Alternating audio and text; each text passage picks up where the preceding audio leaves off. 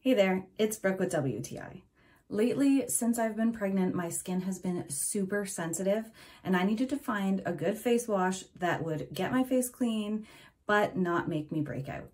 I love this one from Thrive. It has been so great for my skin.